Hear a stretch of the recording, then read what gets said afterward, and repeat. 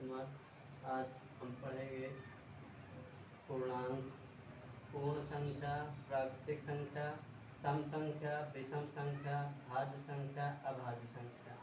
आज इन सब के बारे में हम डिटेल से चर्चा करेंगे। ओके, तो चलो आज हम आगे की क्लास शुरू करते हैं। हम जानते हैं कि पूर्णांक क्या होता है। पूर्णांक हम इनके बारे में आज डिटेल से पढ़ेंगे। पूर्णांक को अंग्रेजी में इंटीजर बोलते हैं।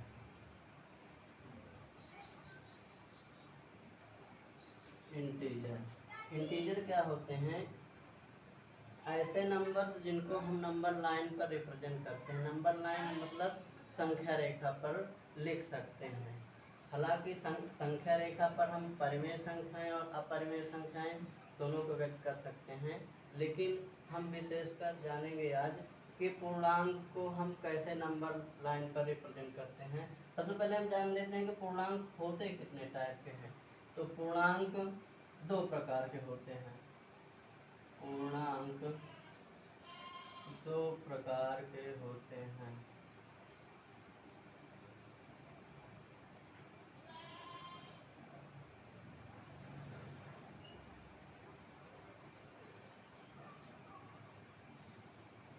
पूर्णांक दो प्रकार के होते हैं। पहला धन पूर्णांक,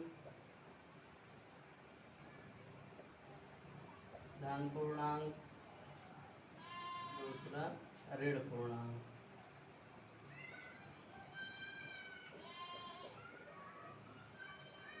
इंग्लिश में बोलते हैं इसको पॉजिटिव इंटीजर,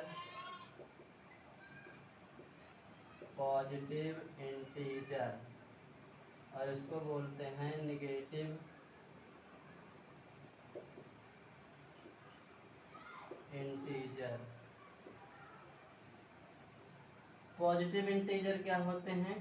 जैसे नंबर लाइन हम बनाते हैं, वे नंबर देखिए, वे संख्याएं जो धन में होती हैं, वे संख्याएं जो धनात्मक होती हैं वो धन पूर्णांक होती हैं, और वे संख्याएं जो ऋणात्मक होती हैं वो ऋण पूर्णांक होते हैं। जैसे हम लिख लें, हम जाने इसके बारे में कि धन पूर्णांक क्या होते हैं।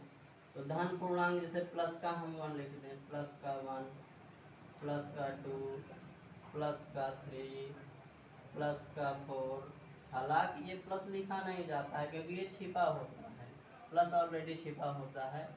प्लस का 5, प्लस का 6, इस तरह से ये अनंत तक होता है, अनंत तक। इसी तरह से निगेटिव इंटीजर होते हैं वे नंबर्स जो निगेटिव में हो, मतलब माइनस में हो। माइनस का 1, माइनस का 2, माइनस का 3 और माइनस का 4। इसी तरह से बड़े से बड़ा नंबर जो होगा वो अगर माइनस में है तो वो ऋण पूर्णांक के अंतर्गत आएगा। ठीक बच्चों, चलिए हम देखते हैं। इसके बाद जैसे इसको हम संख्या रेखा पर कैसे रिप्रेजेंट करेंगे, चलिए देखते हैं।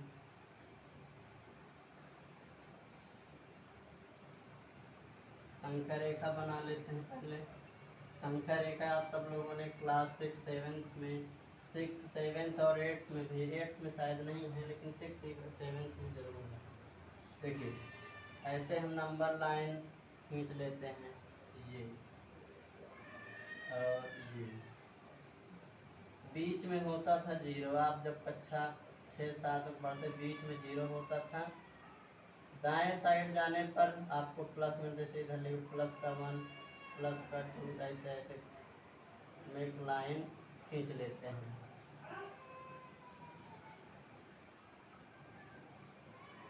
इसको थोड़ा सा और हम एक्सटेंड करते हैं।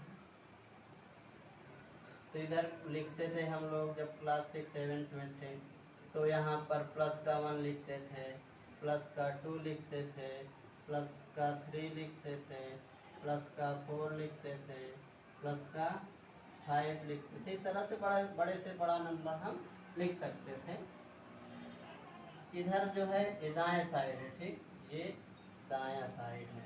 दायां साइड हमेशा प्लस वाला रहेगा और बाएं साइड ये बाएं। इधर माइनस में रहेगा माइनस का 1, माइनस का 2, माइनस का 3, माइनस का 4 और 5 तक इधर भी कर लेते हैं, क्या दिक्कत है। ये हो जाएगा माइनस का 5, ठीक है। अच्छा, अब आप लोग सोच रहे होंगे कि ठीक है भाई, इधर से हम दाएं जाते हैं तो ये प्लस वाले मिलते हैं और यहाँ से हम बाएं आते हैं तो ये माइनस वाले मिलते हैं। तो ठीक है, इनको आप जीरो जीरो को आप बीच में रखिए, ठीक। ये तो हो गए जो धन में हैं वो हो जाएंगे धन पूर्णांक, उन्हें आप कहेंगे धन पूर्णांक, ठीक।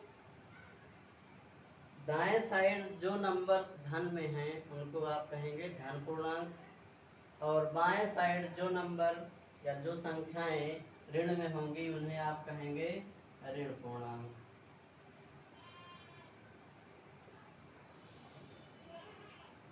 ठीक है। अब आप लोग सोचेंगे कि जीरो बीच में टपक गया, अब जीरो का क्या करेंगे, ठीक। तो जीरो को क्या कहेंगे, एक पूर्णांक है कि नहीं है।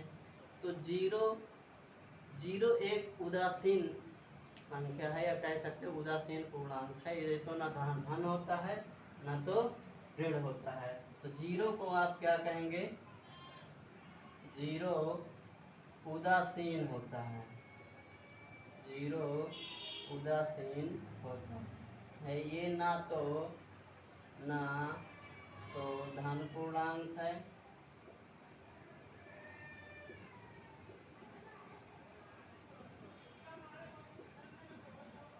और ना तो ऋण पूर्णांक है।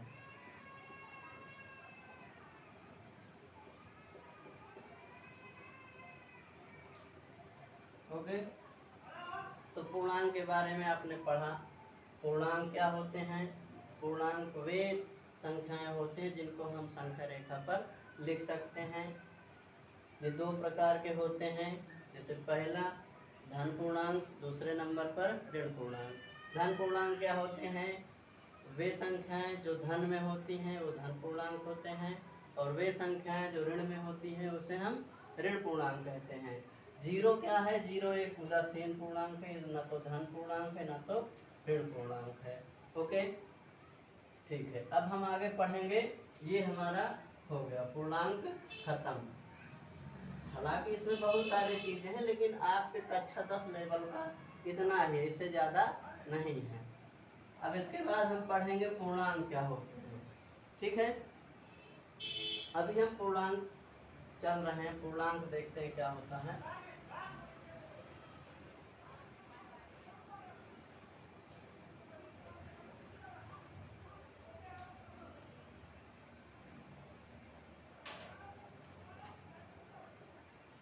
पूर्णांक जिन्हें आप लोग कक्षा 3-4 में पढ़े होंगे, मैं पूर्णांक तो पढ़ा चुके हैं। पूर्ण संख्याएं, पूर्ण संख्याएं,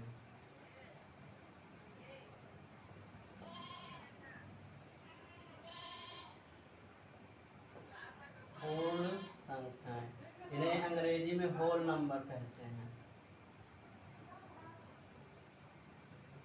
होल नंबर। हालांकि मुझे हर बार अंग्रेजी में लिखने की आवश्यकता नहीं है क्योंकि वहाँ पर हमने इंग्लिश में ऑलरेडी मेंशन कर दिया है, ठीक है। पूर्ण संख्याएं क्या होती हैं, वे संख्याएं जो जीरो से शुरू होकर, वे संख्याएं जो जीरो से शुरू होकर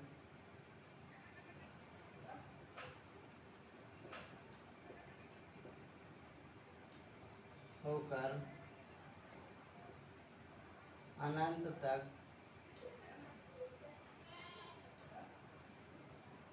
तक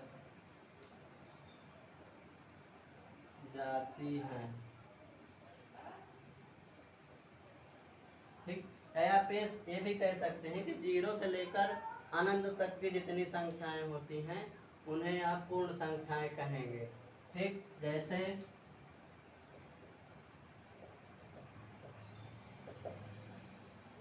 0, 1, 2, 3, 4, 5 से लेकर डैश डैश डैश आप इनफाइनाइट यानी अनंत तक जा सकते हैं, लेकिन 0 उसमें शामिल होना चाहिए। ठीक, बस इसमें इतना ही है। वे संख्याएं जो 0 से शुरू होकर अनंत तक जाती हैं वे क्या कहलाती हैं? पूर्ण संख्याएं कहलाती हैं। ठीक, ये लिख लीजिए।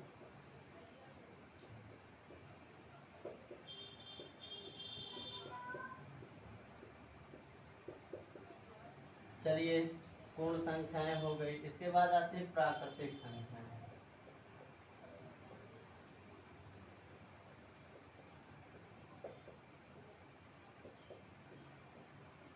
प्राकृतिक संख्या, नेचुरल नंबर। ठीक, नेचुरल नंबर क्या होते हैं? इनमें क्या होता है? वे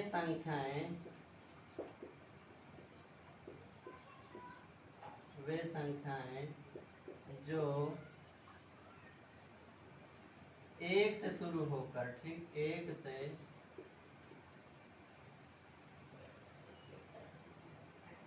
शुरू होती हैं, 1 से शुरू होती हैं और अनंत तक जाती हैं, अनंत तक जाते हैं। कहने का मतलब जो प्राकृतिक संख्याएं होती हैं उनमें 0 नहीं होता है। ठीक, ये प्राकृतिक संख्याएं 1 से शुरू होती हैं और अनंत तक जाती हैं। जैसे 1 से ले लो, 1 होना, 0 नहीं होगा इसमें। 1, 2, 3, 4, 5 से लेकर के इसको भी आप इनफाइनाइट ले जा सकते हैं, अनंत तक। अनंत मतलब कितने भी अंकों की संख्या हो, 10, 20, 40, कितने भी बड़ी संख्या हो, वो क्या होगी? प्राकृतिक संख्या होगी। अच्छा हाँ, एक चीज दोनों में कॉमन है, पूर्ण संख्याएं और प्राकृतिक संख्याएं सदैव धनात्मक होंगी, ऋण में नहीं होंगी। ठीक, तो पूर्ण संख्या और प्राकृतिक संख्या सदैव धनात्मक होती है, ये बात आपको नोट करके रखनी है। ठीक है, पूर्ण संख्या 0 से शुरू होती हैं, प्राकृतिक संख्याएं 1 से शुरू होती हैं। ठीक, बाकी वो भी अनंत तक जाती है और ये भी अनंत तक जाती है। ठीक है, चलिए, तो अपने ये भी खत्म, प्राकृतिक संख्या भी। अब इसके बाद पढ़ेंगे सम संख्या। ठीक है, सम संख्या पढ़ते हैं।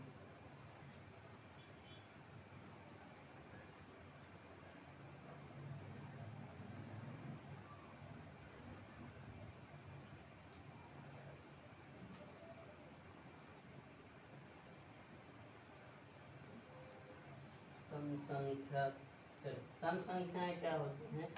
इसमें दो तरीके से परिभाषा है सम संख्या की। जैसे कुछ लोग ऐसे भी पढ़ाते हैं कि वे संख्याएं जो 2 से पूरी पूरी विभाजित हो जाती हैं, यानी कट जाती हैं, 2 का पूरा पूरा भाग चला जाता है, तो सम संख्या होती हैं। और कुछ टीचर्स ऐसे भी पढ़ाते हैं कि जिनके एंड में यानी इकाई अंक 0, 2, 4, 6, 8 होता है, वे सम संख्याएं होती। सबसे सटीक अगर सम संख्या पहचानने का तरीका है तो हम यूनिट डिजिट वाला देखेंगे, क्योंकि अगर कोई भी लड़का अगर यूनिट डिजिट देख लिया सम संख्या, तो कितनी बड़ी से बड़ी संख्या होगी आप उसको बता सकते हैं कि सम संख्या है कि विषम संख्या है। ठीक है, तो हम सम संख्या पढ़ेंगे।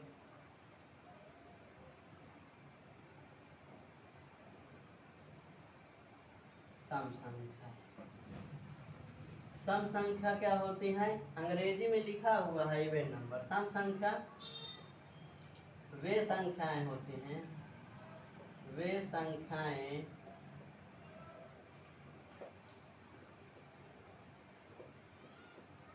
जिनका इकाई अंक, इकाई अंक 0 हो, 2 हो, 4 हो, 6 हो, 8 हो, उसे सम संख्या कहते हैं। वे संख्याएं जिनका इकाई अंक 0, 2, 4, 6, 8 हो उसे सम संख्या कहते हैं, चाहे कितनी भी बड़ी संख्या हो।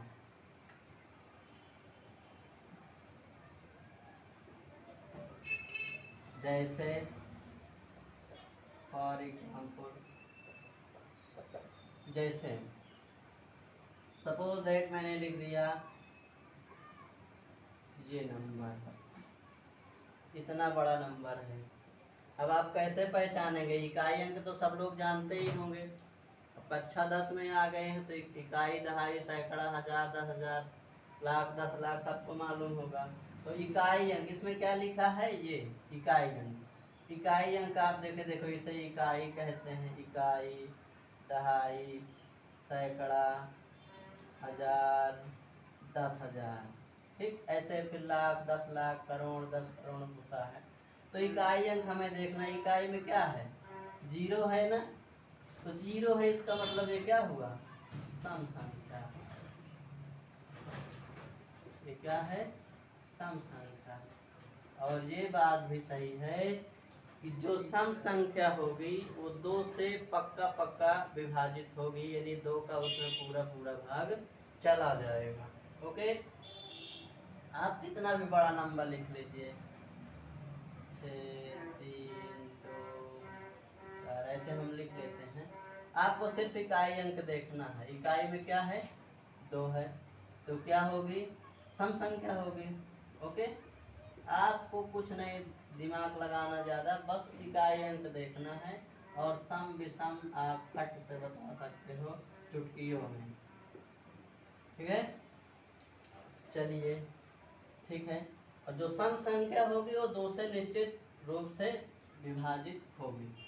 ठीक है, चलिए, सम संख्याओं का काम तमाम हुआ। अब इसके बाद हम देखेंगे विषम संख्या। अच्छा हाँ, ये नोट पॉइंट पर आप एक पॉइंट नोट कर लीजिए। 0 क्या है? सम संख्या है कि विषम संख्या है? 0 सम संख्या है कि विषम संख्या है? तो हम बता दें आपको कि 0 क्या है? 0 एक सम संख्या है। 0 एक सम संख्या है। ठीक, अच्छा बताइए पूर्णांक में क्या है?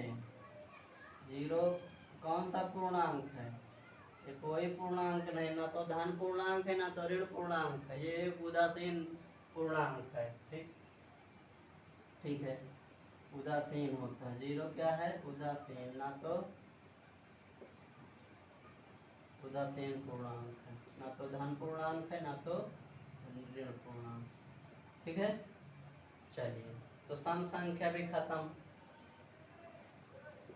इसी तरीके से हम धीरे धीरे करके आपको इतनी गहराई तक ले जाएंगे कि आप अपने क्लास में जरूर टॉप करेंगे।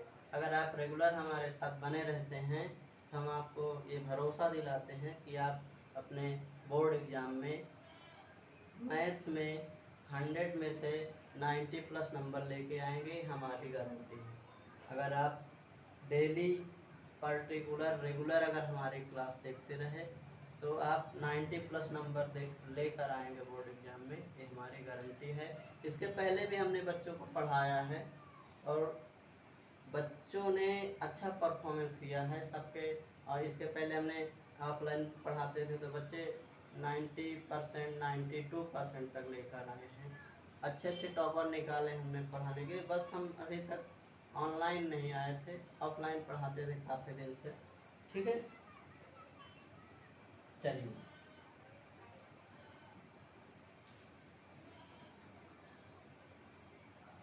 अब हम पढ़ेंगे विषम संख्या।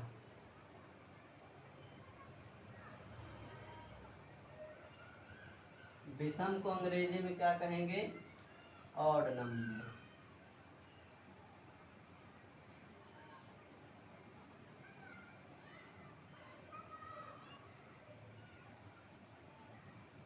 विषम संख्या।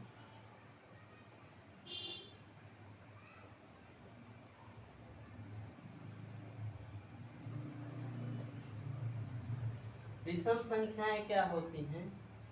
वे संख्याएं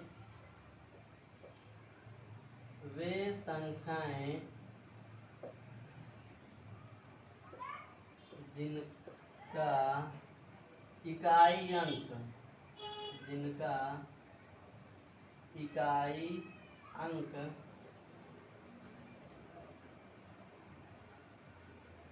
1 हो, 3 हो, 5 हो, 7 हो, 9 हो। मतलब 1, 3, 5, 7 और 9, इन पांचों में से अगर कोई इकाई अंक में दिख जाए तो इसका मतलब वो क्या है? एक विषम संख्या है। ठीक हो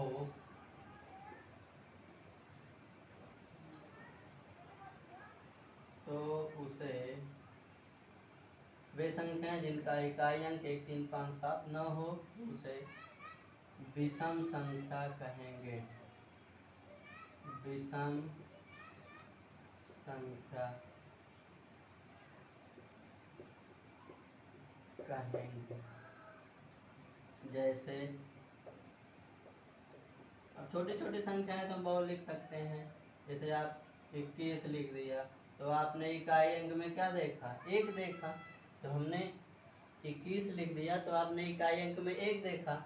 जैसे हम 23 लिख दिया 23, तो इसमें आपने इकाई अंक में क्या देखा? 3 देखा। इस तरीके से बड़ा सा बड़ा नंबर लिख सकते हैं। जैसे ये देखिए हम लिख रहे हैं इसमें देखिए क्या लिखा है? 43,000 का इकाई दहाई, हाँ देखो 4,34,231। तो 4,34,231 में से आपको सब नहीं पढ़ना है ना, तो सबको देखना है। अगर सम विषम बताने वाली बात है तो आपको पूरा पढ़ने की आवश्यकता ही नहीं है, इकाई दहाई कुछ नहीं करना है। आपको सिर्फ इकाई अंक वाला देख लेना है, सबसे किनारे वाला। इकाई में क्या 1 है तो मतलब क्या है? विषम संख्या है। ठीक है, चलिए अब कितना बड़ा सा बड़ा नंबर हम देखिए, चाहे जितने अंकों की बना लो, आपको कुछ नहीं पढ़ना, इकाई दहाई नहीं करना है।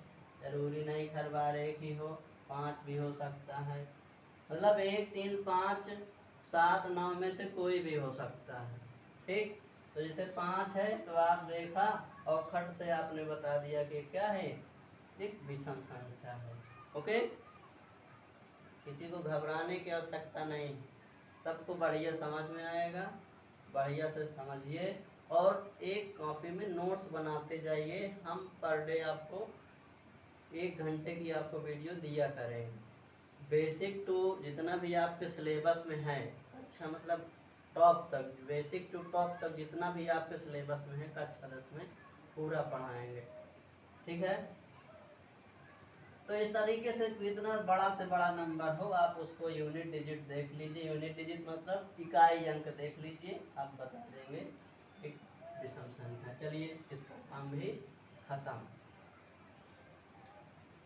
अब आता है भाज्य संख्याएं।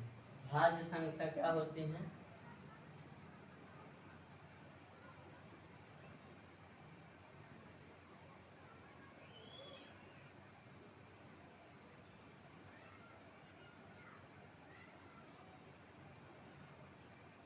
भाज्य संख्याएं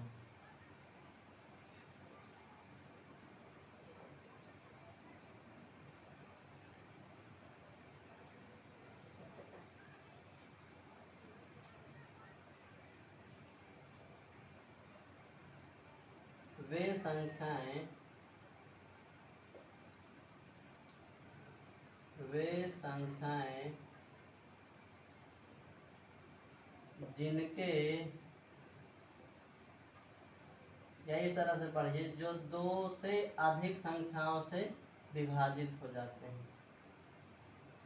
ठीक, क्योंकि अभाज्य संख्या में तो केवल दो आती हैं। वे संख्याएं जो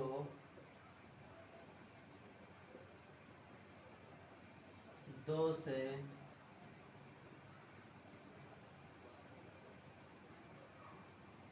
अधिक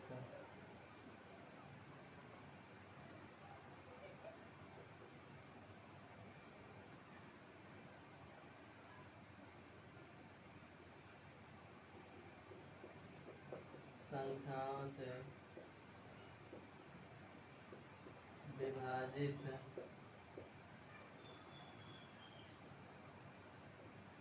हो जाते,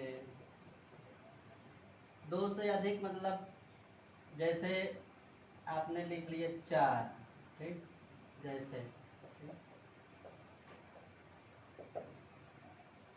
तो 4 क्या है, देखो 4 जो है, इसे हमने फॉर एग्जाम्पल 4 लिखा, तो 4 किससे किससे कट सकता है, 4 के जो गुणन 4 जो है किससे किससे कट जाएगा, एक तो इसका फैक्टर 1 है, ठीक, एक तो ये 1 से कट सकता है, मतलब 1 का भाग तो जा सकता है, भले आंसर उतना ही है, 1 से कट सकता है, एक तो ये 2 से पूरा पूरा डिविजिबल है, और एक तो ये 4 से भी, 4 में यानी स्वयं से भी कट सकता है। तो इस तरीके से मतलब 2 से अधिक, हमने क्या कहा 2 से अधिक, अगर केवल 2 कहते, 2 तो फिर अभाज्य संख्या, क्योंकि भी अभाज्य संख्या 2 संख्याएं उससे कटता है, अभाज्य संख्याएं, तो 1 से या स्वयं से, ठीक, लेकिन भाज्य संख्याओं में क्या होता है, जो 2 से अधिक संख्याओं से कटता है, जैसे 1 2 3, इसमें 3 संख्याएं हो गई, जैसे 8 ले लीजिए, 8 एक तो 1 से कट जाएगा, 2 से भी कट जाएगा, 4 से भी कट जाएगा, और एक स्वयं से भी कट जाएगा, 8 से भी कट जाएगा, ठीक। तो ये क्या है, इस तरीके से आप जैसे 10 ले लीजिए, 10 भी एक क्या है, भाज्य संख्या, क्योंकि जब 1 से भी कट सकता है, वो बात अलग है कि आंसर उतना ही आएगा, लेकिन हम 1 का भाग कर सकते हैं, 1 से कट जाएगा, 2 से कट जाएगा, 5 से कट जाएगा, और 10 स्वयं से भी कट जाएगा, ठीक। तो कहने का मतलब वे संख्याएं जो 2 से अधिक संख्याओं से विभाजित हो जाते हैं, उन्हें हम सम संख्या कहते हैं, ठीक।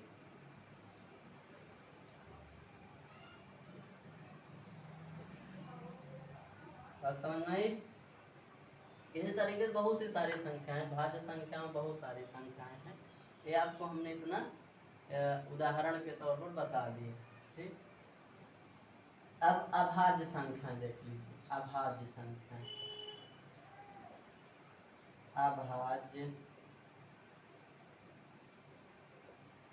संख्याएं, ठीक। अभाज्य संख्याएं, अभाज्य संख्याएं केवल 2 ही संख्याओं से कटती हैं, एक 1 से कटती है और एक स्वयं से कटती है, बाकी और किसी दूसरी संख्या से वो नहीं कटेगी, ठीक। तो वे संख्याएं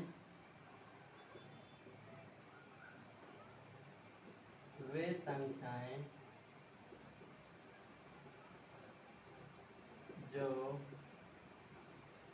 एक और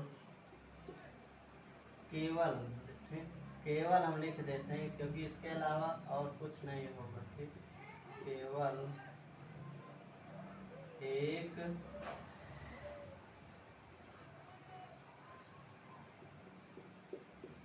और स्वयं, ठीक, केवल एक और स्वयं से कटती हैं, ठीक, से विभाजित होती हैं। विभाजित होने का मतलब होता है कटना, भाग पूरा पूरा चला जाना, दशमलव में ना आना, ठीक, एक और स्वयं से विभाजित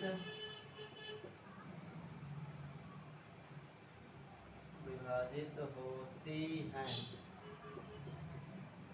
वे संख्याएं जो केवल एक और स्वयं से विभाजित होती हैं उन्हें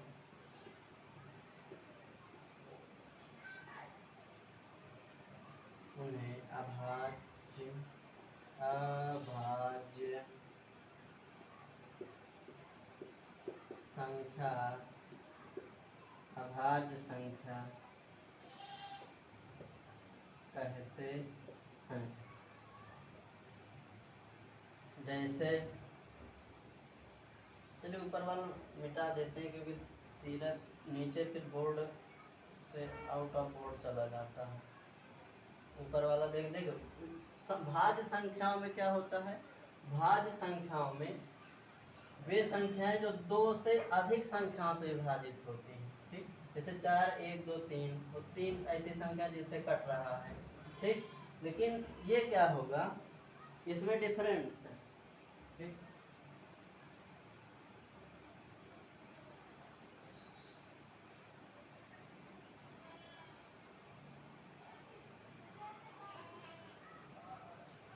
देखिए अभाज्य संख्याएं जो होंगी, जैसे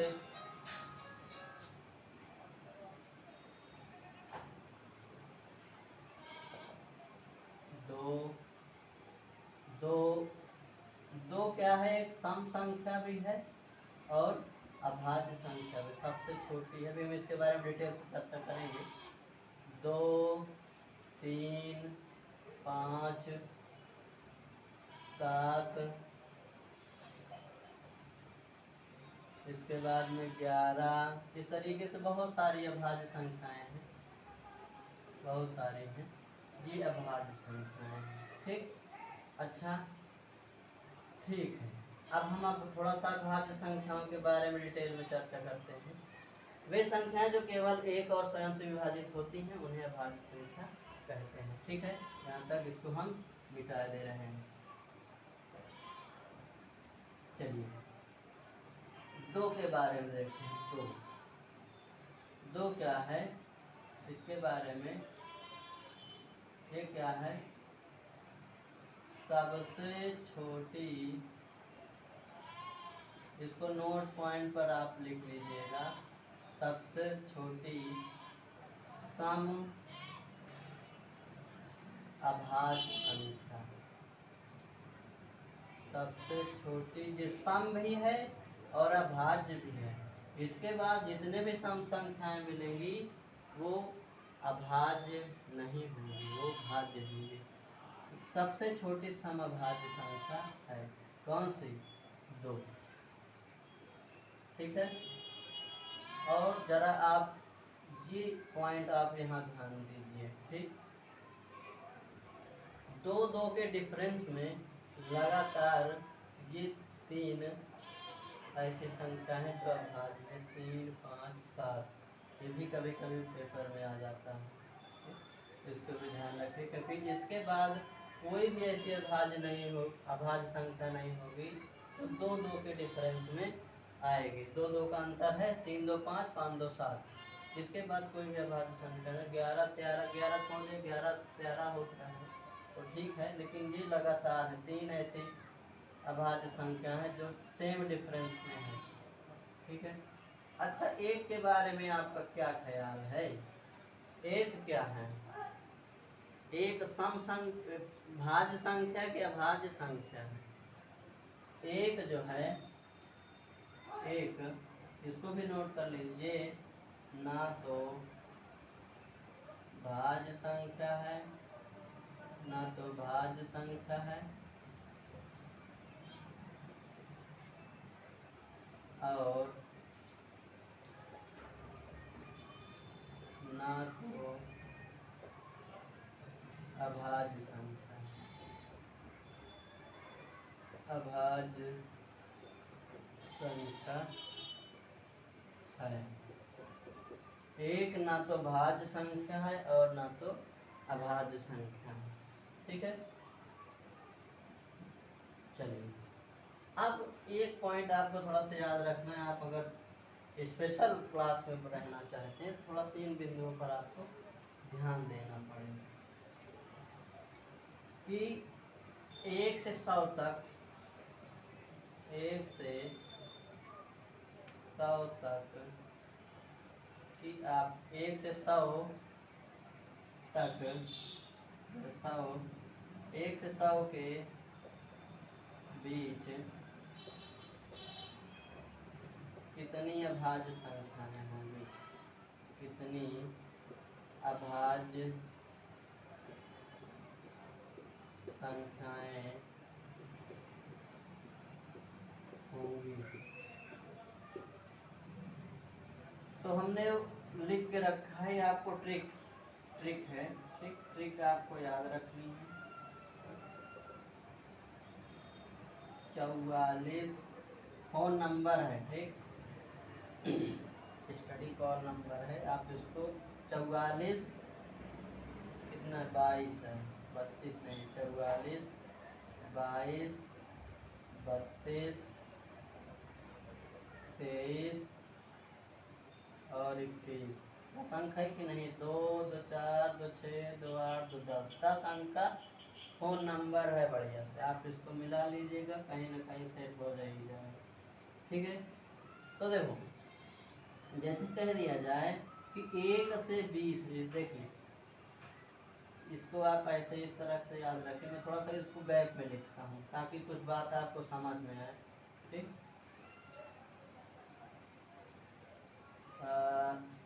44 22